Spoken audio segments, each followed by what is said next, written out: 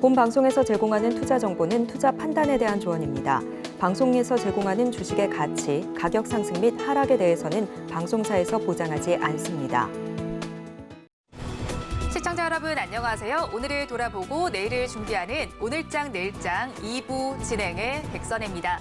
장 마감까지 확실한 승부 전략과 내일장 주목할 섹터까지 제시해드리고 있습니다. 오늘도 저희 방송과 함께 하시면서 성공적인 투자 전략 가득 담아가시기 바랍니다. 저희 방송 유튜브를 통해서도 보실 수 있습니다. 유튜브 검색창에 서울경제TV라고 검색하시면 저희 방송과 함께 하실 수 있으니까요. 실시간 채팅도 많이 참여를 해주시기 바랍니다. 그러면 오늘장 내일장 2부 본격적으로 출발합니다.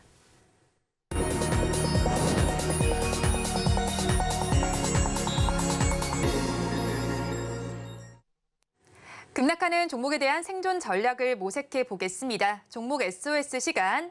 오늘도 신한투자증권 이호석 차장과 연결되어 있습니다. 차장님 안녕하세요. 네, 안녕하십니까. 이호석 차장입니다. 차장님 먼저 급락하는 종목들을 구조해 보기 전에 오늘 시장 상황부터 점검을 하겠습니다. 오늘 시장 어떻게 보시나요? 네, 오늘 시장 한 줄로 요약을 해보자면은 반등의 단서를 기다리고 있는 시장, 반등의 단서가 필요한 시장이다라고 말씀을 드릴 수가 있을 것 같습니다. 우선 지금 오후장 들어서 이제 반등이 나오기 시작했는데요.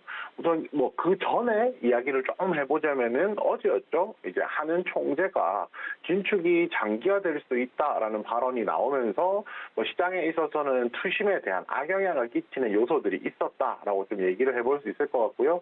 뭐 개인을 제외한다라고 하면은 코스피 자체가 매도 우위였던 시장이라는 점, 뭐 이런 부분들도 좀 시장의 포인트, 시장 지수 움직임에 좀 악영향을 끼쳤다라고 좀 할 수가 있을 것 같습니다. 또 그리고 미국 같은 경우에도 이제 금리가 반락했음에도 불구하고 뭐 나스닥이 반등을 하긴 했지만은 그 폭이 그렇게 크지는 않았었거든요. 결국에는 위험 회피 성향이 이제 아무래도 좀 강했다라고 좀 얘기를 해볼 수가 있을 것 같습니다. 그리고 그런 부분들이 국내 시장에서 좀 반영이 되었다가 점심이죠. 점심 무렵을 지나면서부터는 이런 부분들이 조금 나아지고 있는, 개선되고 있는 상황이다라고 좀 정리를 해볼 수가 있을 것 같고요. 뭐 이런 시장일수록 사실 뭐 접근해 볼 수 있는 것은 이런 겁니다. 그 가격 메리트가 있으려면은요. 가격 메리트라는 것은 결국에는 이 주식이 시장 대비했을 때 주가가 많이 떨어졌다. 그 경쟁 업체 대비 가격이 많이 떨어졌다. 가격 메리트가 있다라고 보통 표현을 하게 되는데 결국은 가격 메리트를 발굴하기 위해서는요.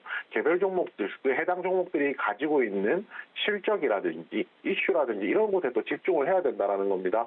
결국은 지금 시장에서는 오늘 조금 반등이 나오긴 했지만 그렇지만 여전히 이제 전체적인 시장의 방향성에 대해서 좀 주목하기보다는 종목이 가지고 있는 가격 메리트, 그것을 판단하기 위해서 개별 기업들이 가지고 있는 실적, 지금 보여주는 실적 혹은 예상 실적이라든지 아니면 개별 종목들이 가지고 있는 이슈들에 대해서 조금 더 집중해보자, 이렇게 정리해드리겠습니다. 네, 오늘 시장은 반등의 단서를 찾고 있습니다. 양대 시장 모두에는 빨간불이 들어와 있고요. 코스피 시장에서도 기관은 매수로 전환을 했습니다. 시장은 빨간불을 켜고 있지만 이런 시장 상황 속에서도 급락하는 종목들이 있습니다. 2시 30분 기준 급락주들 화면을 통해서 확인해 보겠습니다. 위니아부터 살펴보겠습니다. 법정 회생 절차를 밟게 됐습니다. 17% 넘게 빠지면서 지금의 주가 733원 선을 가리키고 있습니다. 다음으로 미래생명자원을 살펴보겠습니다. 사료주 중에 하나인데요. 오늘 시장에서는 11% 넘게 빠지고 있습니다. 주가는 5,100원 선에 거래가 되고 있습니다. 다음으로 데브시스터즈 살펴보겠습니다. 역시나 게임주 중에 하나인데 12% 넘게 빠지면서 41,150원 선을 지나가고 있습니다. 다음으로 철강기업인 KG스틸을 살펴보겠습니다. KG스틸 1% 넘게 빠지고 지금 2%대 하락률을 기록 중입니다. 7,470원 선을 가리키고 있는데 오늘까지 4거래일 연속 하락세를 보여주고 있습니다. 마지막으로 포스코 DX 살펴보도록 하겠습니다. 포스코 그룹사 내에서 2차 전지 소재 생산을 위한 스마트 팩토리 시스템을 공급하는 기업입니다. 2시 30분 기준으로는 약보합권에 들어 있었는데 지금 시간 기준으로는 2%대 하락세를 보이고 있습니다. 주가는 49,550원 선을 지나가고 있습니다. 급락하는 종목들 저와 함께 살펴보셨는데요. 이 종목들을 가지고 계신 분들이거나 또 다른 종목에 대한 궁금증이 있으시다면 유튜브 실시간 채팅창에 남겨주시기 바랍니다. 그러면 저희는 첫 종목부터 구조를 해보겠습니다. 미래생명자원을 구조해 보겠습니다. 러시아군이 우크라이나 남부 항구와 또 곡물 저장 시설을 공습했다는 소식 속에 곡물 관련주들이 상승세를 보였던 바도 있었고요. 어제 또 럼피 스킨병 이슈와도 엮여 있지 않은가 싶습니다. 지금 시장에 좀 많이 빠지고 있는데 가지고 계신 분들께서 굉장히 불안하실 것 같거든요. 차장님, 이 종목은 어떻게 보시나요? 네, 우선 방금 말씀해 주신 대로 생각을 하면 됩니다. 무슨 말이냐면요. 결국에 지금 이 종목들이 올라갔던 상승 배경에 대해서 좀 생각을 해볼 필요가 있거든요. 결국에는 전쟁이 일어났을 경우에 그와 관련해서 시장에서 조금 더 상승할 수 있는 여지가 있는 종목들 중에 하나라고 생각을 하시면 됩니다. 왜냐면요, 이제 이렇게 생각하시는 게 제일 좋은데, 러시아 우크라이나 전쟁이 터졌을 때요, 결국 상승했던 업종들을 보면은 그 원유와 관련된 종목들, 저희가 보통 종목에 석유 붙는 종목이겠죠. 그리고 또 한 가지가 이제 사료, 곡물과 관련된 종목들이 대부분이었습니다. 이런 부분들이 시장에서 그대로 반복해서 계속 나온다라고 좀 생각을 해주시면 될 것 같아요. 미래생명자원 같은 경우에도 마찬가지입니다. 결국에는 전쟁 이슈가 나왔기 때문에 곡물과 관련된 테마들이 시장에서 좀 부각이 되고 있는 거고요. 이 회사가 실제로 수혜를 보느냐 보지 않느냐 여부보다는 오히려 지금 시장에서 수급이 쏠리느냐 안 쏠리느냐, 관심을 받느냐 못 받느냐의 문제에서 저희가 조금 생각을 할 필요가 있다라고 생각을 합니다. 결국은 이제 미래생명자원이 지금 오늘 조정폭이 11%, 약 12% 정도 큰 폭으로 지금 조정이 나와 있는 상황이거든요. 그렇다면 이 조정폭을 조금 더 극복하기 위해서는 중동 전쟁 이슈가 지속적으로 조금 더 이어질 경우에만 이 내용들이 계속 연장이 되는 거고요. 그렇다면은 전쟁이 더 이어질까? 확정이 될까? 연장이 될까? 이렇게 생각했을 경우에 그 부분은 솔직히 알 수가 없다라고 말씀드리는 게 맞을 것 같습니다. 그렇지만 전쟁이라는 것이 심플하게 오늘부터 끝이야 라고 하면 끝이 나는 것이 아니고요. 이 부분에 대해서, 이 이슈에 대해서는 두 번, 세 번 계속해서 부각될 가능성이 높기 때문에 미래생명자원에 대해서는 이 이슈가 두 번, 세 번 나올 수 있다는 점 참고 삼아서 저희가 계속 좀 예의주시할 필요가 있다라고 생각을 하고요. 러시아 우크라이나 전쟁의 예를 들어서 좀 얘기를 해본다면요. 이런 부분이라고 할 수가 있습니다. 결국 러시아 우크라이나 전쟁도 초창기만 하더라도 대부분의 전문가들이 100일 안에 전쟁이 끝날 것이다 라고 했는데 아직도 현재 끝나지 않았다는 거죠. 이번 하마스와 이스라엘의 이제 전쟁 같은 경우에도 비슷한 논리가 적용이 될 수 있다라고 생각을 하거든요. 저희 초창기만 하더라도 불과 한 2, 3주 전만 하더라도 금세 끝날 것이다라고 얘기를 했던 것들이 아직도 계속 이어지고 있습니다. 이와 관련해서 전쟁 이슈에 대해서는 가격 변동성이 확대가 될 수 있기 때문에 미래생명자원 앞으로 이 이슈가 얼마나 지속되는지에 따라서 가격이 변동할 것이기 때문에 그에 좀 예의주시해보자라고 말씀드리겠습니다. 미래생명자원의 경우에는 전쟁 이슈에 따라서 가격의 변동세의 가능성이 있습니다. 그렇다면 가지고 계신 분들 어떻게 대응하면 좋을까요? 네, 버티자 의견 드리겠습니다. 이 종목에 대해서 버티자 의견을 드리는 것은요, 제가 이 코너를 하면서 자주 말씀드리게 되는 내용 중에 하나인데, 빠질 만큼 현재 빠져있다라고 판단을 하기 때문입니다. 지금 현재 가격이 5,140원 정도 나오고 있고요. 지금 시점이 딱 60일선에서 맞물려서 이제 반등이 나온 그림이거든요. 그렇게 본다라고 하면은 이미 충분히 조정이 나오고 반등이 나올 수 있는, 조정을 거치고 반등이 나올 수 있는 구간에 터치를 하면서 반등이 나왔기 때문에 어느 정도 지지를 받았다라고 보는 것이 맞기 때문입니다. 그리고 제가 앞에서 똑같이 말씀드렸었는데요. 결국 이 전쟁 이슈에 따라서 가격 변동성이 확대되는 문제는 전쟁이 언제 끝나느냐가 핵심 포인트잖아요. 지금 시점에서 전쟁이 언제 끝날지 예단할 수 없지만 관련된 이슈가 두 번에서 세 번 계속 반복돼서 이제 언급이 될 수가 있기 때문에 아직까지는 이제 여지를 열어놓을 필요가 있고 기다려볼 필요가 있다라는 관점에서 버티자 의견 드리는 겁니다. 만약에 이 종목에 대해서 신규로 진입을 한다라고 하면요, 4,500원 드리겠습니다. 4,500원은 이 종목이 전쟁 이슈가 나오고 나서 레벨업하는 구간에 있었던 가격에서 나오는 지지선이거든요. 이 지지선을 왜 좀 의미를 두고 있냐면요, 결국에 이 이슈라는 것은 제가 앞에서 계속 말씀드리지만은 결과를 알 수가 없기 때문입니다. 만약에 조정이 나온다라고 하면 4,500원에서 반등 구간이 들어오기 때문에 4,500원에서 매수를 하고요. 손절가는 4,000원 드릴 건데 마찬가지입니다. 조금 짧게 잡아서 말씀을 드리는 이유는요, 이 결과에 대해서 확신을 할 수가 없기 때문입니다. 그렇지만 차트상으로 보았을 때 4,000원 아래쪽으로 내려간다라고 하면 추세가 이탈되기 때문에 아무래도 재반등할 때까지 시간이 걸릴 것이기 때문에 신규 손절가는 4,000원 드렸고요. 마지막으로 신규 진입 목표가는 5,060원입니다. 5,060원이라는 가격은 지금 현재 가격보다 살짝 낮은 가격이거든요. 61선에 도달하는 가격입니다. 신규 진입 매수가 4,500원에 진입을 해서요. 61선 도달하는 5,060원까지 단기적으로 차익 실현 가능할 것이라고 판단하기 때문에 신규 진입 목표가는 5,060원으로 잡았습니다. 미래생명자원에 대해서 버티자 전략을 주셨습니다. 가격 전략 살펴보면요. 신규로 진입을 하신다면 레벨업 구간에 있었던 지지선인 4,500원에 해보시고요. 이때 손절 라인은 추세가 이탈하는 구간인 4,000원 잡아주셨습니다. 그리고 목표 주가는 61선에 해당하는 5,060원 제시해 주셨습니다. 그럼 다음 종목도 구조를 해보겠습니다. 데브시스터즈를 구조해 보겠습니다. 최근에 쿠키런 IP 누적 매출이 1조 원을 달성했다는 성과를 발표했고 미래사업 확장까지 예고를 했습니다. 그리고 차장님께서 계시는 신한투자증권에서는 데브시스터즈에 대해서 신작이 줄줄이 대기하고 있다면서 목표 주가를 줄줄이 상향을 하기도 했습니다. 하지만 이렇게 호재성 이슈들 속에서도 주가는 오늘 12% 넘게 밀리는 만큼 가지고 계신 분들께서는 걱정이 크실 것 같습니다. 어떻게 보시나요? 네, 맨커니트에서 방금 정리를 잘 해주셨는데요. 이 회사는 쿠키런 IP를 가지고 있는 회사고요. 쿠키런과 관련된 대부분의 게임들을 만들고 있습니다. 쿠키런 IP를 가지고 있다는 게 어떤 의미로 저희가 받아들이면 되냐면요.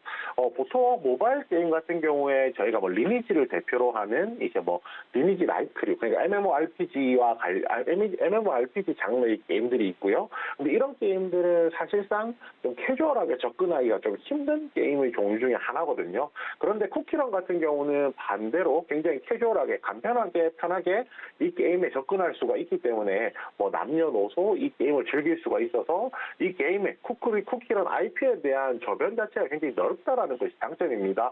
그리고 이 저변이 넓은 IP를 가지고 게임을 만들게 된다라고 하면 그만큼 다양한 사용자들이 이제 이 게임을 하게 됨으로써 이 게임에 대한 매출도 좀 크게 올라간다라는 것이 좀 장점이라고 할 수가 있는데요.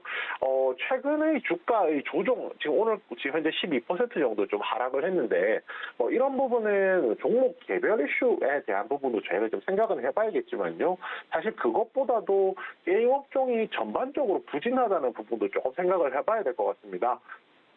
게임 업종이 작년, 재작년, 2년 동안 주가가 상승했을 때 구간을 생각해보면 키워드를 좀 2개 정도로 얘기를 해볼 수 있을 것 같습니다. 첫 번째가 메타버스고요. 두 번째가 NFT가 될 겁니다.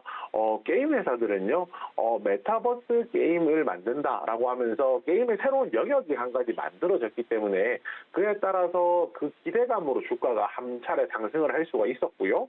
그 외에 게임 업종에서 그 후에 나왔던 것이 NFT였습니다. NFT 게임, 그러니까 페이투원이죠. 플레이투원이죠. P2E라고 하는데 게임을 하면서 돈을 벌 수 있는 게임을 만들겠다라고 하면서 그 기대감으로 관련되어 있는 게임 업종의 종목들이 상승을 하는 양상들을 보여주었었거든요. 그 이전을 저희가 생각을 해보면 게임 업종과 관련해서는 그런 모멘텀들이 아니라 신작이 출시되고 그 신작 기대감 때문에 주가가 오른다든지 아니면은 신작이 출시되고 나서 그 신작의 매출이 굉장히 잘 나와서 실적이 좋아져서 주가가 올랐던 경우들이 더 많았다는 겁니다.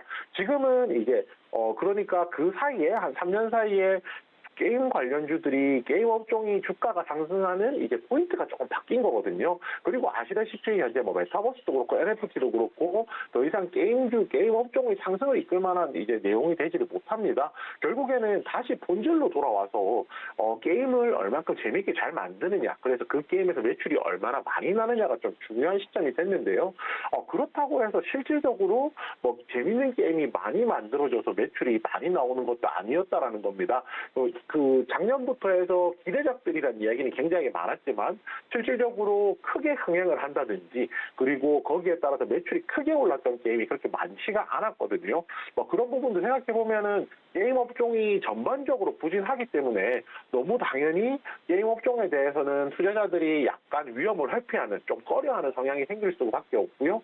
그렇기 때문에 주가가 조금만 떨어지더라도 게임 업종 같은 경우에 그 가격이 급격하게 떨어지는 거는 매수세가 없기 때문이거든요. 결국 그 매수세가 부진하기 때문에 가격 조정이 나왔을 때 가격 조정이 좀 큰 폭으로 나오고 있다 정도로 생각해 주시면 될 것 같습니다. 그렇다면 대부 시스터즈는 앞으로 어떻게 될까요? 라는 건데요. 앞에서 리포트 말씀해 주셨는데 그 내용입니다. 결국은 수학기가 돌아오고 있다라는 것이 핵심인데요. 현재 지금 다수의 게임인데요. 뭐 킹덤이라든지 쿠키런, 그 다음에 모험의 탑이라든지 다양한 게임들을 지금 현재 런칭하려고 대기를 하고 있습니다. 제가 앞서서 게임주의 본질에 대해서 말씀을 드렸었는데 결국 게임주에서 게임 회사가 만드는 게임이라는 것은 삼성전자가 만드는 갤럭시라든지 삼성전자가 만드는 반도체라든지 이런 제품과 마찬가지인 거거든요. 좋은 제품을 만들어서 그 제품의 판매량이 많이 올라가고 회사가 매출이 나고 영업이익이 발생할 때 게임 회사의 실적이 개선된다는 점 보면 다수의 기대작을 현재 보유하고 있다는 사실은 향후 조금 더 기대해 볼 여지가 있다라고 정리해 볼 수 있겠습니다. 게임 업황의 부진 속에서 대부 시스터즈도 내리막길을 걷고 있는 것으로 분석이 됩니다. 그렇다면 가지고 계신 분들 지금 시점에서는 어떻게 대응하면 좋을까요? 네, 일단 버티자 의견 드리겠습니다. 버티자 의견을 드리게 되는 것은요. 앞선 종목이었던 미래생명자원하고 마찬가지인데요. 현재 가격이 지지선까지 거의 다 내려와 있기 때문에 이 구간에서 반등을 한번 기다려보는 것이 맞기 때문입니다. 현재 가격은 41,200원이고요. 지금이 61선 아래로 이탈을 했고 그 다음에 지금 그 밑에 있는 지지선이 조금 짧게 있긴 한데 그 39,000원대에 있는 지지선까지도 가까이 다가와 있는 상황입니다. 그렇다면은 이런 지지선들 근처까지 내려왔다는 것은 이 구간에서 하락을 멈추고 횡보 이후에 재반등을 할 가능성이 있기 때문에 그 구간에서 좀 기다려보는 것이 맞다라고 말씀을 드리는 거고요. 신규 진입을 할 매수가는 38,000원 드리겠습니다. 이 38,000원이라는 가격은요, 제가 앞에서 61선 아래쪽의 지지선에 대해서 말씀을 드렸는데 대략 한 38,000원, 39,000원 사이에서 지지선이 성립이 되어 있거든요. 그래서 조금 더 안전하게 지지선 하단인 38,000원 신규 진입가로 드렸고요. 손절가는 33,000원입니다. 이 종목이 지난 여름에, 지난 8월에 33,250원이 최저가였기 때문에 이 가격 부근에서 지지선이 형성될 것이라고 좀 판단을 하고 있고요. 만약에 38,000원에서 그 아래로 더 내려간다라고 하면 마지막으로 기다려볼 마지노선이 33,000원이라고 생각을 합니다. 그래서 신규 진입 손절가는 33,000원, 마지막으로 38,000원에 매수가 된다라고 하면 매도 목표가는 신규 진입 목표가는 43,000원인데요. 이 43,000원이라는 가격은 61선 부근 가격입니다. 만약에 지지선에서 매수를 한다라고 하면 그 위쪽으로 저항선으로 작용하는 가격이 43,000원이기 때문에 조금 짧은 관점에서 접근해보자 그렇게 말씀드리겠습니다. 대부 시스터즈에 대해서도 버티자 전략을 주셨습니다. 가격 전략 이어서 살펴보면요. 신규로 진입을 하신다면 지지선 하단에 해당하는 38,000원에 해보시고요. 이때 손절 라인은 마지노선에 해당하는 33,000원 잡아주셨습니다. 그리고 목표 주가는 61선 부근의 저항선에 해당하는 43,000원 제시해 주셨습니다. 그렇다면 저희 마지막 종목도 구조를 해보겠습니다. 포스코 DX를 구조해 보겠습니다. 오늘 장중에 실적을 발표했습니다. 매출과 영업이익 모두 증가한 것으로 집계가 됐고요. 올해 1에서 3분기까지 누적 영업이익이 지난해 같은 기간보다 95% 늘어난 수치로 집계가 됐습니다. 그런데 이런 실적 발표와는 별개로 주가가 움직이는 것으로 보입니다. 지금도 1% 넘게 빠지고 있는데 가지고 계신 분들 지금 굉장히 속상하실 것 같거든요. 어떻게 보시나요? 네, 이 회사 같은 경우에 이제 포스코 계열사죠. 계열 중에서도 IT 서비스를 전문적으로 하고 있습니다. 앵커님께서 맨 서두에 정리해 주실 때 그 스마트 팩토리 관련된 사업을 하고 있다라고 했는데 그 내용의 사업을 하고 있고 계열 회사에서 이제 2차 전지와 관련된 공장을 만들 때 스마트 팩토리를 구축할 때 그의 이제 역할을 하고 있는 기업이라고 생각을 하시면 됩니다. 결국에 이 말씀을 왜 드리냐면요. 결국에 이 종목은 그룹사가 2차 전지 밸류체인을 구축을 하는 데 있어서 굉장히 중심적인 역할, 감초죠. 감초의 역할을 하는 기업 정도라고 생각을 해주시면 될 것 같고요. 실질적으로 주가가 최근에 조금 많이 올랐었는데 주가가 많이 오른 만큼 조정이라는 것도 좀 필요한 구간에 들어섰다라고 생각해 주시는 게 맞을 것 같습니다. 이 회사 같은 경우 이제 코스닥에서 코스피로 이전 상장하는 이슈 때문에 주가가 많이 오르기도 했었거든요. 결국에 그런 부분들이 이제 주가에 충분히 반영이 됐고 실적 발표 전에 이제 주가가 조정이 나왔다라고 생각을 해주시면 될 것 같고요. 제가 맨 처음 서두에 가격 메리트를 위해서는 개별 기업의 실적들을 체크를 해봐야 된다라고 말씀드렸는데 거기에 해당되는 종목 중에 하나라고 생각을 합니다. 결국 이제 뭐 나쁘지 않은 아니면 좋은 실적이죠. 고실적을 보였고요. 이런 고실적이 나온 데다가 가격 조정까지 이미 거쳤다라고 생각을 하면 지금부터는 이제 조금 더 주목해볼 만한 종목 중에 하나다라고 말씀드리겠습니다. 포스코 DX에 대해서는 지금 지점에서 주목해 볼 만한 종목 중에 하나라고 정리를 해주셨는데요. 그렇다면 보유하신 분들은 계속 가져가도 괜찮을까요? 네, 버티자 의견 드리겠습니다. 이 종목 같은 경우에 오늘 하락폭이 적지는 않았었거든요. 오늘 대략적으로 한 7%까지도 조정이 나왔었는데 7% 조정 나온 이후에 실적 발표가 나오면서 다시 고합권 이상으로 반등을 하는 모습도 보여주었습니다. 결국 이 종목 같은 경우 이제 아직까지도 실적 발표에 반등하는 모습을 봤을 때 아직까지도 조금 더 기다려볼 여지가 있다라고 생각해서 버티자 의견 드렸고요. 현재 가격은 49,800원입니다. 49,800원이고 신규 진입 매수가는 45,000원 드릴 텐데요. 이 45,000원은 이 종목 차트상으로 61선에 도달하는 가격입니다. 61선까지 오늘 거의 다 근접했었거든요. 61선까지 조정이 나온다라고 하면 그 구간에서 반등할 것이 조금 기대가 됐었는데 실제로 61선까지 도달하진 않았지만 실제로 반등을 했기 때문에 이 종목에 대해서는 꾸준히 61선을 기준으로 삼을 필요가 있다라고 말씀을 드릴 거고요. 손절 같은 경우에는 31,000원입니다. 그 31,000원이라는 가격은 조금 가격이 좀 많이 벌어져 있죠. 121선 도달하는 가격입니다. 만약에 61선에서 반등을 기대하고 매수를 했는데 그 이후에 쭉 조정이 나와서 121선까지 이탈한다라고 하면 그 가격에서는 매도를 하는 것이 맞다라고 판단을 해서 신규 진입 손절가는 31,000원 드리겠고요. 마지막으로 목표가는 56,000원입니다. 만약에 45,000원에 61선 부근에서 이 종목에 진입을 한다라고 생각했을 경우에 상승을 한다라고 하면 최고가는 대략 64,000원 정도 되겠지만은 이 종목이 64,000원까지 올라가는 동안 앞선 매물들, 특히 10월 달에 만들어져 있는 고점이 또 있거든요. 결국 전 고점을 돌파를 해야 된다라고 생각을 하면은 목표가 56,000원으로 먼저 놓고 좀 짧게 접근하시는 거 권해드리겠습니다. 포스코 DX에 대해서도 버티자 전략을 주셨습니다. 가격 전략 살펴보면 신규로 진입을 하신다면 61선에 해당하는 45,000원에 해보시고요. 이때 손절 라인 121선에 해당하는 31,000원 잡아주셨습니다. 그리고 목표 주가는 전고점 부근인 56,000원 제시해 주셨습니다.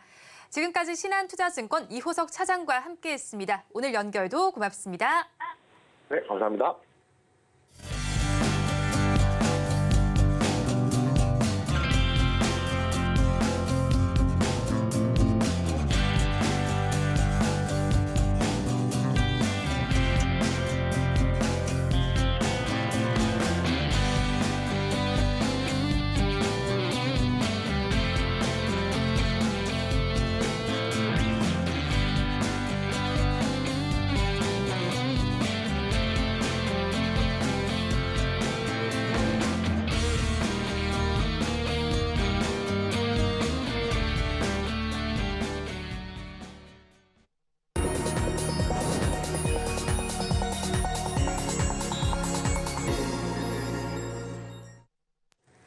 앞서서 급락주에 대한 대응 전략을 살펴봤다면 이번에는 오늘의 매매일지에 성공적인 마침표를 찍어드릴 찬스 종가 베팅 시간입니다. 오늘은 이스토리 유창희 본부장과 함께합니다. 어서 오세요. 안녕하십니까. 네, 먼저 본부장님과 이 시간에 짚어드렸던 종목 리뷰를 부탁드리겠습니다. 지난 17일에 공략을 해주신 GMBS 에코는 1%대 수익률이 나오고 있습니다. 네. 계속 가져가 봐도 괜찮을까요? 저는 이번 주가 중요하다고 생각을 좀 하고 있어요. 왜냐하면 말씀드린 것처럼 무상증자 이슈가 좀 있는 상황에서 주가는 반응하지 못했고 다음 주 월요일 아마 그 마지막 기산일이기 때문에 저는 뭐 시장 흐름이 조금 더 잘 나온다라면 뭐 시장하고 관계 없이도 주말 정도서부터는 약간 반응이 나올 수 있다. 다만 이제 그 태양광 업황에 대해서 약간 이제 노이즈가 좀 발생한 부분들이 좀 있죠. 그래서 유니캐스트가 어저께 하한가를 맞았고 오늘도 제가 알기로는 조금 하락세가 좀 나오는 걸로 알고 있는데 그 GMBS 에코도 그 매출의 거의 대부분이 태양광 쪽 관련해서 나오는 것이기 때문에 약간 그런 부분들이 이제 어떻게 좀 시장에 이 기업의 주가는 거의 영향 없습니다. 오늘 약간 하락을 하고 있습니다만 크게 뭐 하락하는 거 아니라서 그런 이슈들만 큰 영향이 없다라면 충분히 저는 다음 주쯤에 의미 있는 상승 한번 나올 수 있지 않을까 생각하고 있습니다. GMBS 에코에 대해서는 다음 주쯤에 의미 있는 상승이 나타날 것이라고 짚어주셨는데요. 그렇다면 환경설비는 수요가 증가하는 추세인데 저희 전략은 어떻게 짜면 좋을까요? 뭐 일단은 그때 말씀드린 것처럼 이건 무상증자 이슈를 감안해서 대응하는 거기 때문에 다음 주가 월화까지 흐름을 좀 보고 나서 뭐 반등이 좀 세게 나온다라면 당연히 비중을 줄이는 게 맞고요. 또 반등이 안 나온다고 하더라도 일단은 이슈가 소멸되는 거기 때문에 비중을 줄이는 게 맞지 않을까 판단하고 있습니다.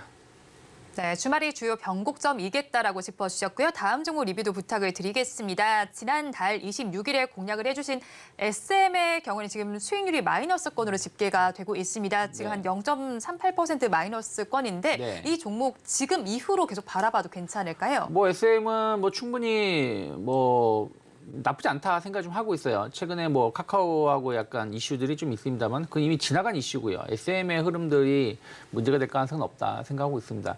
물론 이제 뭐 약간의 노이즈가 있는 부분들이 좀 있다라고 보고 있지만 뭐 회사가 문제에 있어서 하락했다라기보다는 시장이 워낙에 안 좋지 않았습니까? 그런 것들이 하락이 나온 것이기 때문에 3분기 실적이라든지 이런 거 흐름을 본다라면 저는 충분히 다시 한번 13만 원, 14만 원 이상으로 반등할 수 있다라고 보고 있습니다. 네, 앞으로의 흐름이 더 좋을 것이라고 집계를 해주셨으니까 투자 의견을 참고를 해보시고요. 그렇다면 엔터주도 좀 고전을 지속하고 있는데 4분기에는 반등을 기대해 볼 수 있을까요?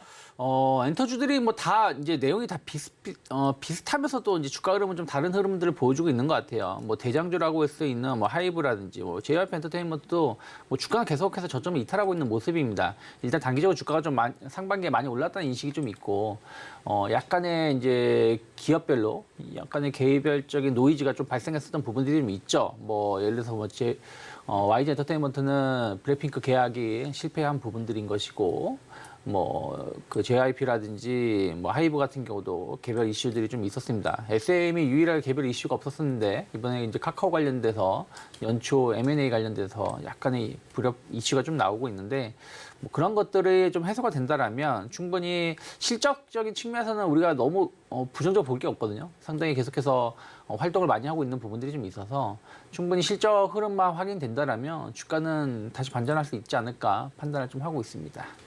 네, 앞으로 주가는 반전할 수 있지 않을까라고 의견을 제시해 주셨습니다. 엔터주의 주가 전망까지 한번 살펴봤고요. 그렇다면 저희도 오늘 장 마감까지 종가 베팅할 종목을 한번 살펴드리도록 하겠습니다. 장 마감까지는 13분 정도가 남아있는 상황입니다. 종가 베팅할 종목 키워드 힌트부터 공개해 드리겠습니다. 기대되는 4분기라고 적어주셨더라고요, 네. 본부장님. 근데 제가 딱 이 단어를 보고 나니까 가장 먼저 떠올랐던 섹터가 반도체였거든요. 아, 그런가요? 네. 약간 통한 것 같아요, 오늘. 아, 그런가요? 그렇죠, 본부장님. 그렇죠. 뭐 반도체가 4분기가 상당히 기대가 되고 있죠. 네. 왜냐하면 3분기는 이제 실적 개선에 대한 어떤 초입 단계고 4분기가 이제 그것이 확인되는 부분들이기 때문에 뭐 그와 관련돼서 계속해서 조금 더 관심을 가져가 볼 수 있다 생각하고 있고 제가 가져온 거는 이제 반도체 사업을 하는 기업은 아니에요. 오늘 엄밀히 따지면 반도체 관련된 기업들 제가 이제 그 전에 반도체 기업들을 많이 언급을 해드렸었어요. 뭐 네. 신텍도 말씀드렸었고 여러 기업을 말씀드렸기 때문에 반도체 사업의 인프라 쪽 관련돼서 좀 이슈가 있을 수 있는 기업을 좀 가지고 나왔습니다. 그래도 일단은 뭐 섹터를 반도체로 짚어주신 만큼 반도체 업황 전반의 상황을 지금 시점 어떻게 보시는지 궁금하거든요. 뭐 아직은 업황이 뭐 좋다라고 말하기 힘든 것 같아요. 네. 왜냐하면 물론 제가 이쪽 현직에서 일하고 있는 건 아니라서 현장은 잘 못 느끼지만 분위기 자체는 HBM이든 뭐 DDR5든 AI 관련된 고부가 가치 제품은 상당히 수요가 폭증하고 있고 거기에 매출이 상당히 개선되는 부분들이 좀 있는데 제일 중요한 거는 그거 말고도 뭐 이런 PC라든지 뭐 스마트폰이라든지 여기에 들어가는 반도체도 대부분이 이쪽이거든요. 그러니까 뭐 HBM 그 단가는 상당히 높지만 전체 매출의 10% 정도밖에 안 된다라는 것이죠.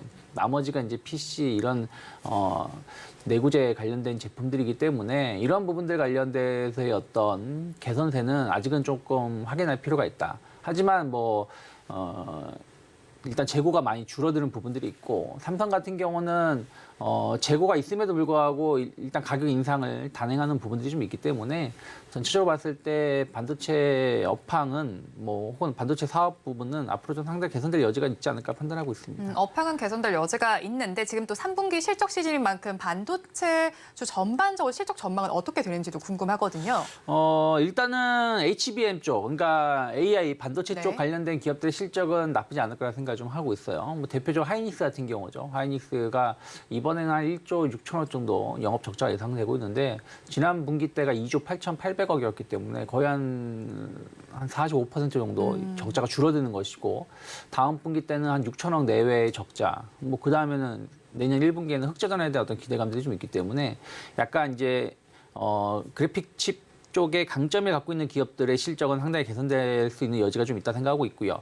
그리고 이제 DDR5라든지 전통 D램 쪽도 재고가 줄어들고 있는 부분들이 좀 있어서 이쪽도 턴어라운드 개념으로 접근해 본다라면 그전에도 언급해드렸었던 심텍이라든지 또 주성 엔지니어링 같은 기업들 계속해서 좋은 주가 흐름들을 이어갈 수 있지 않을까 판단을 좀 하고 있습니다. 네, 실적 측면에서 살펴봤을 때도 SK하이닉스의 경우에는 적자 폭을 줄일 것으로 예상이 되고 앞으로의 흐름이 긍정적으로 예상된다고 짚어주셨습니다. 그렇다면 또 반도체는 공정하면 8개 공정이 있고 이걸 크게 나누면 전공정과 후공정으로도 나눌 수가 있잖아요. 그렇다면 네. 저희는 전공정과 후공정 중에 어디에 좀 더 무게를 실으면 좋을까요?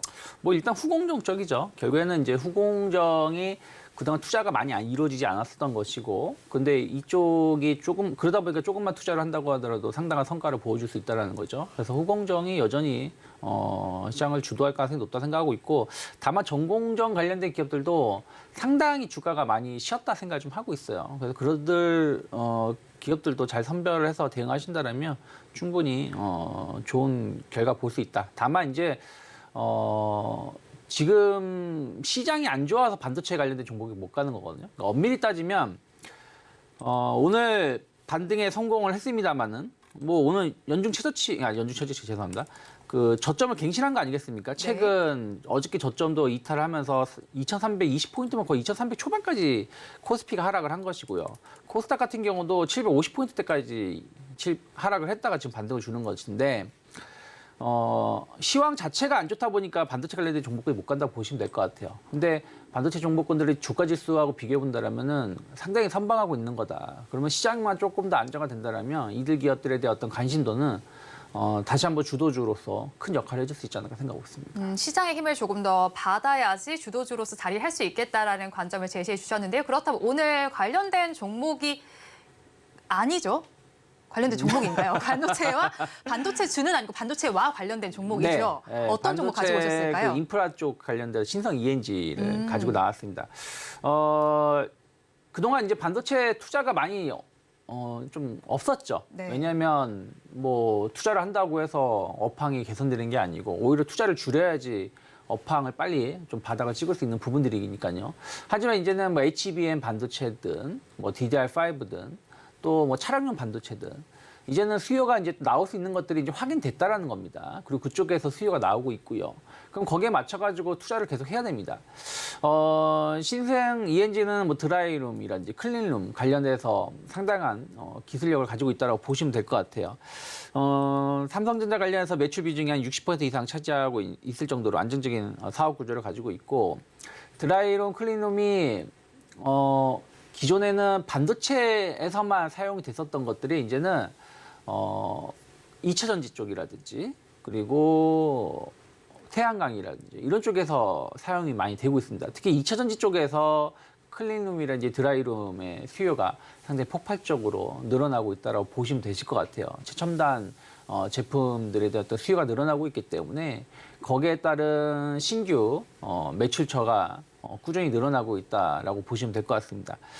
신성 ENG 같은 경우는 2분기 때 실적이 조금 미스가 나왔었습니다. 그러다 보니까 그때 당시에 2,600원, 3,000원 사이를 오가고 있던 것이 약간 시장 미스가 나면서 주가가 좀 하락을 보여줬고요. 또 시장이 좀 안 좋다 보니까 같이 또 하락을 했는데 주가는 3,000원대부터 지금 2,000원대까지 하락을 했는데 그 사이에 수급을 보시면 물론 이제 이게 어느 한쪽에만 치중돼 있어서 이게 무조건 좋다라고 말씀드릴 수는 없지만 외국인은 꾸준한 매수세를 보여주고 있거든요. 그러니까 계속해서 최근 그 외국인 수급을 보신다라면 지난 9월 21일부터 보면 이때 이제 2,000원 초반, 초반 정도까지 하락한 이후부터는 외국인은 계속해서 신성 ENG를 매수를 해주고 있습니다. 네. 반면에 이제 기관 투자자는 조금 매도가 나오곤 있습니다만은 어쨌든 외국인이라도 좀 중장기적인 관점에서 투자자가 매수를 꾸준히 하고 있다는 부분들, 그리고 4분기 실적에 대한 어떤 기대감들, 또 내년에 대한 어떤 기대감 흐름을 감안한다라면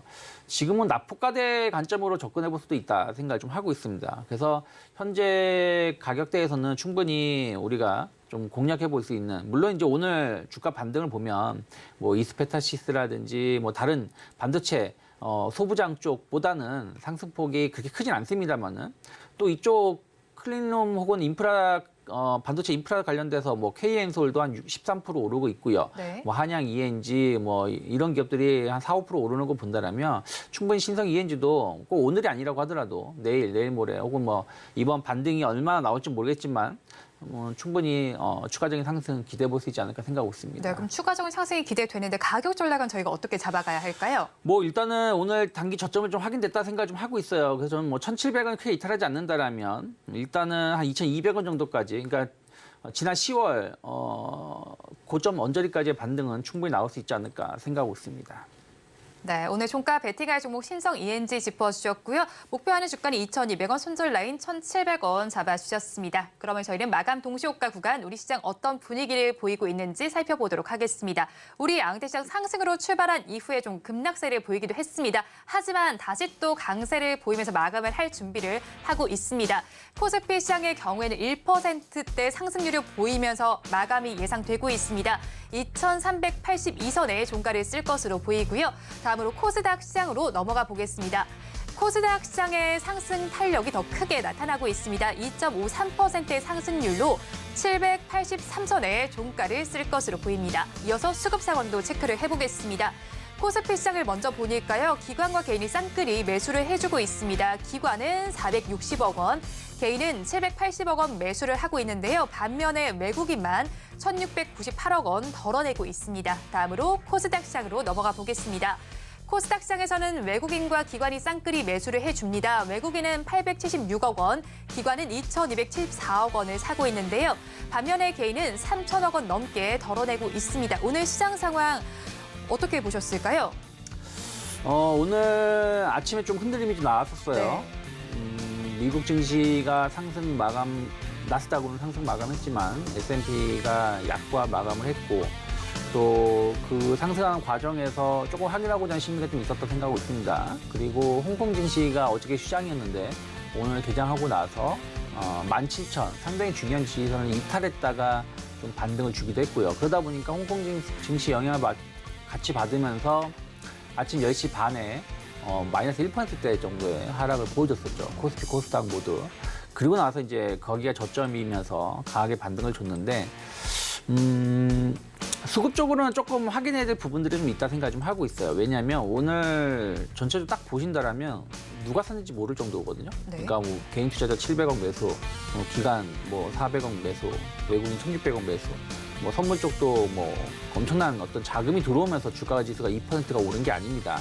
하지만 이 안에서 상당히 치열한 수급 교체가 있었다 생각을 좀 하고 있어요. 뭐 개인 투자는 개인 투자자들끼리, 또 기관 투자는 기관 투자자들끼리 어떤 흐름들이 나왔다라고 좀 보고 있어요. 그러면 어찌됐든 뭐 이 기술적인 분석이 다는 아니지만 오늘 저점 대비해서 코스피가 2.5% 정도, 물론 네. 지금 마감을 좀 더 봐야 되겠습니다만은 어쨌든 2.5% 정도 올라오는 것이고 코스닥도 3% 정도의 5%거든요. 4.5% 정도의 상승이 좀 나오고 있는 것이고 또 그동안 그 악성 매물이라고 할 수 있었던 신용 반대 매물이라든지 이런 부분들이 어저께까지 혹은 오늘까지 대부분 정리가 됐다 생각 좀 하고 있어요.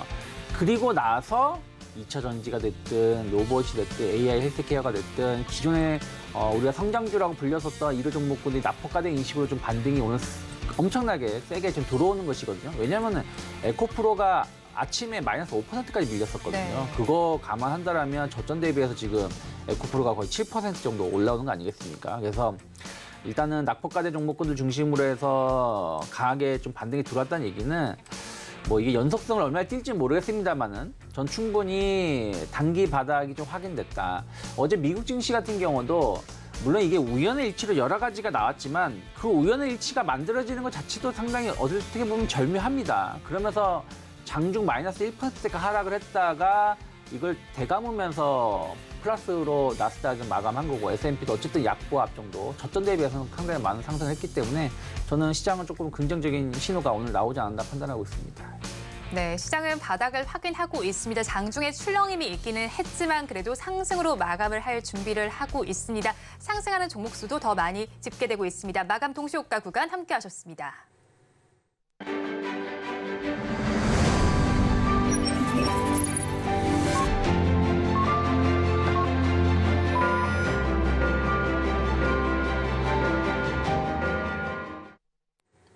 오늘 우리 시장 오전 중에 마음이 철렁했다가 다시 또 오후가 되면서 회복되신 분들 꽤 많으실 것 같은데요. 업종별로는 어떻게 마감을 했는지 살펴보겠습니다. 코스피 시장을 먼저 보시면요.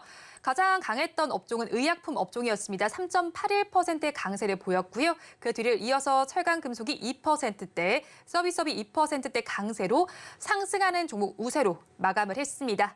이어서 코스닥 시장도 살펴보면요. 코스닥 시장에서는 방송 서비스 업종이 가장 강했습니다. 이 안에서 아무래도 YTN이 있기 때문에 방송 서비스 업종이 가장 강했던 것으로 보이고요. 그 뒤를 이어서 통신 방송 서비스가 5%대, 반도체가 4%대 강세로 마감을 했습니다. 오늘 시장은 기분 좋게 마감을 했는데요. 그런 만큼 내일장에 대한 전략을 더욱더 절실하게 짜봐야겠습니다. 오늘장, 내일장 전문가님들께 내일장에 대한 전략을 여쭤봤습니다. 화면을 통해서 확인해 보시죠. 우리 시장은 반등을 모색하고 있습니다. 포트폴리오 재정비 전략 어떻게 짜야 할지 한번 질문을 드려봐야 할 시점인 것 같은데요.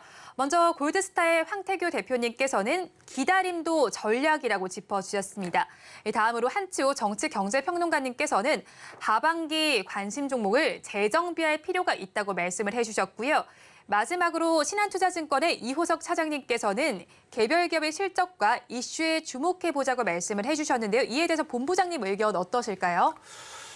지금은 움직이지 않는 게 정답입니다. 왜냐하면 어디가 더 많이 오를 것 같아서 기존의 종목을 팔고 옮겨 탔는데 그쪽은 이제 덜 올라가고 내 종목이 올라가는 경우가 많이 있거든요. 그래서 지금은 반등이 얼마나 나올지 모르겠지만 일단은 가만히 있는 게 정답이다 생각하고 있고 다만 현금 비중이 높으신 분들이라면 오늘 저점에 매수를 못했다라면 내일이나 내일 모레 흐름을 좀 지켜보면서 방향성이 좀 확인된다라면 충분히 신규 매수를 해볼 수 있다라고 생각을 좀 하고 있고요. 일단은 이스라엘 사태에 관련돼서 지정한 리스크는 더 확전되고 있지는 않는 것 같습니다. 어느 정도 이제 시장에서는 조금 약간 장기 소요전으로 갈 수는 있겠지만 이란이라든지 사우디라든지 이쪽에서 참전할 가능성은 조금 낮게 평가를 하고 있는 것 같고요. 계속 뉴스는 좀 체크해 봐야 될 것 같아요. 이게 새로 뉴스가 뜬 건 없기 때문에 지금 푸틴 대통령이 약간 심장 이상 설이 좀 나오지 않았습니까? 네. 이런 부분들도 이게 호재일지 악재일지는 좀 더 지켜봐야 된다는 생각을 좀 하고 있습니다. 그래서 그런 부분들도 오늘 좀 체크를 해봐야 되지만 어쨌든 지정학 리스크는 상당 부분 주가에 좀 반영됐다 생각하고 있고요. 국채금리도 마찬가지입니다.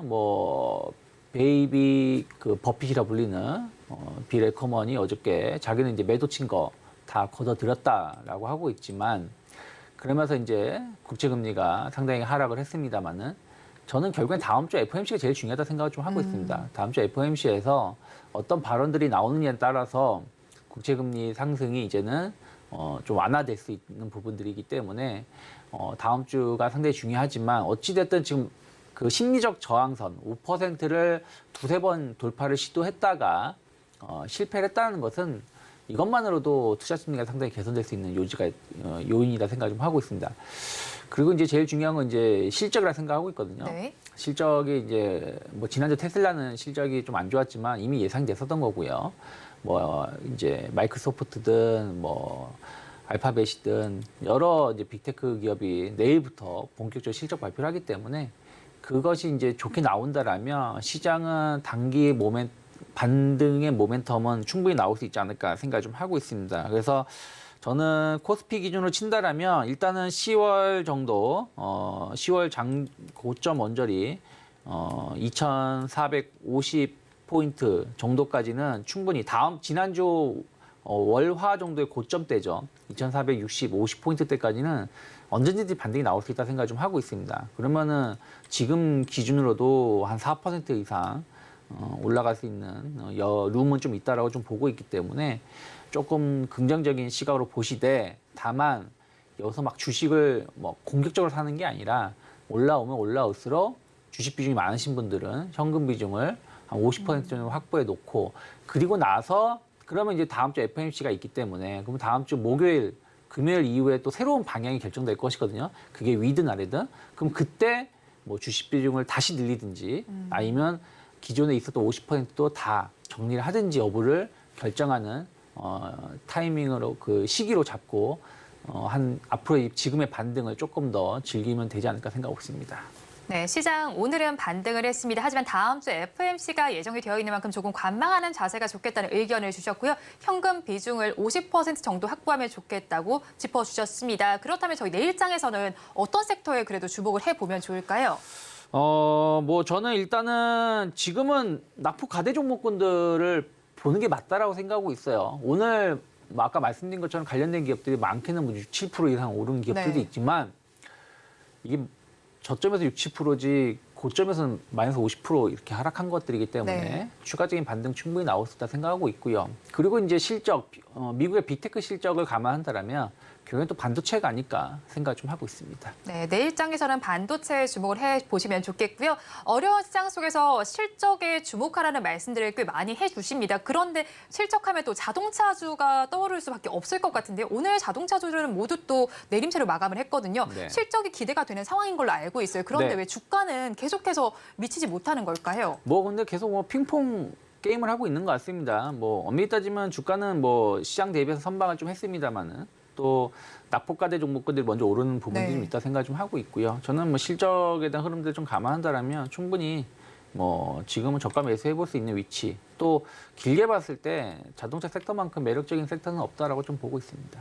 네, 길게 봤을 때는 자동차 섹터가 좋겠다고 짚어주셨습니다. 또 오늘 시장의 반등 속에서 눈에 띄었던 종목이 바로 네이버였습니다. 사우디 디지털 트윈 사업 수주 소식에 오름세를 보였는데 앞으로 네이버의 주가 전망은 어떻게 하실까요? 뭐 오늘 뭐 네이버만 올랐나요? 카카오도 4% 올랐어요. 그렇죠. 그러니까 같이 뭐 오르긴 했죠. 네. 뭐 의미는 없다 생각 좀 하고 있어요. 뭐 그거 자체가 상당히 중요한 뭐 새로운 뭐 프로젝트이긴 합니다만은 뭐 그것 때문에 올랐다라고 말하기에는 너무 약하죠. 그래서 일단 지금은 네이버도 지금 단기적으로 한 30% 이상 거의 30% 가까운 하락을 했기 때문에 반등을 준 거라서 진짜 그것에 대한 영향은 내일이나 내일 모레 시장이 차별화됐을 때 더 치고 나가면 진짜 그 영향이 좀 있지 않을까 판단하고 있습니다. 오늘 당장은 수주 소식을 받지를 못한 것 같은데 사실 카카오와는 전 좀 별개로 봐야 된다고 생각을 하거든요. 네. 카카오는 또 뭐 리스크가 또 나와 있는 만큼 네. 네이버와 카카오의 주가 흐름이 좀 다르게 나타날 것 같은데 이 부분에 대해서는 어떻게 보실까요? 그러니까 다르게 나타날 것인데 네. 중요한 거는 오늘 반등을 준 것은 낙폭과대에 따른 반발 매수라는 거죠. 그러니까 오늘 만약에 이게 정말로 호재였다라면 네. 네이버가 한 10% 올랐어야 된다는 거예요. 카카오도 카카오가 더 많이 올랐어야지 낙폭과대에다가 그 사우디의 어떤 디지털 도시와 뭐 그런 네. 프로젝트에 참여하고 그게 주가에 영향을 미쳤다고 말을 할 수가 있는 건데 공교롭게도 비슷하게 4%씩 올라왔으면 네. 이게 정말 사우디 때문에 올라온 건가? 그럼 카카오는 그러면은 뭐 검찰 조사 이게 불확실성 해소가 됐으니까 올라온 건가?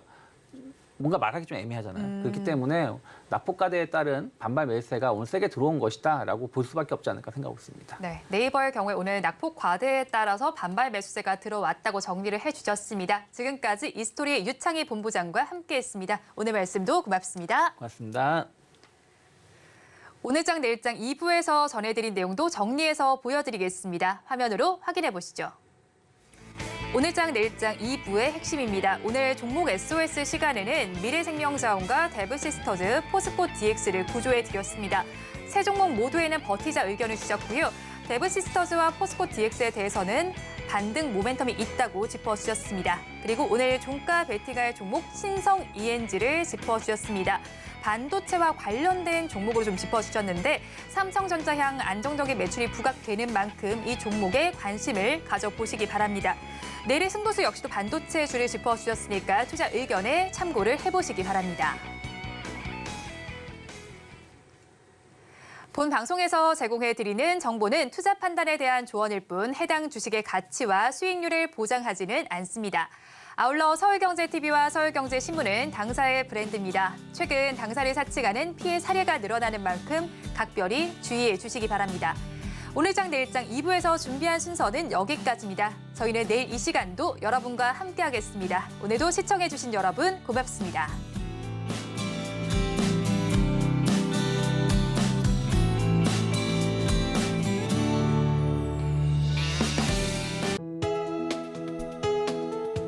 본 방송에서 제공하는 투자 정보는 투자 판단에 대한 조언입니다.